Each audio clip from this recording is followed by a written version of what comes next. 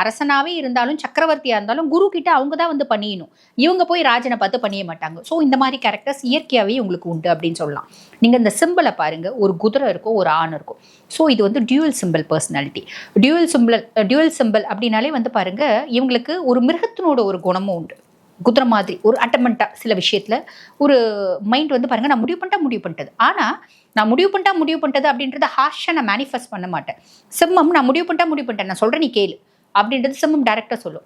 இவங்க நான் முடிவு பண்ணிட்டது தான் அப்படின்றத சைலண்டா வந்து டீல் பண்ணக்கூடிய பர்சனாலிட்டிஸ் யாருன்னா, என் மனசுல நான் முடிவு பண்ணிட்டு அதை மாத்திக்க மாட்டேன் அப்படின்னாலும் அதை நான் வந்து ரொம்ப ஹார்ஷா மேனிஃபெஸ்ட் பண்ண மாட்டேன், எக்ஸிபிட் பண்ண மாட்டேன். நான் யாரு அப்படின்றத முழுசும் பிரதிபலிக்க மாட்டேன் அப்படின்றது தான் வந்து பாத்தீங்கன்னா இந்த தனுசு ராசி அன்பர்கள் அப்படின்னு சொல்லலாம். சரி, இப்போ வந்து பாருங்க, இவங்க வந்து ஒரு ஃபேமிலியில் பிறக்கிறாங்க. ஒரு கூட்டு குடும்பம்னு வச்சுக்கோங்களேன். எல்லாருக்கூடையும் நல்ல பாசமாக குழந்தை பருவம் அப்படின்றது கழியும். அதுக்கப்புறம் வந்து பாருங்க, இவங்க ஒரு ஸ்கூல் போகிறாங்க. ஒரு 7ஆம்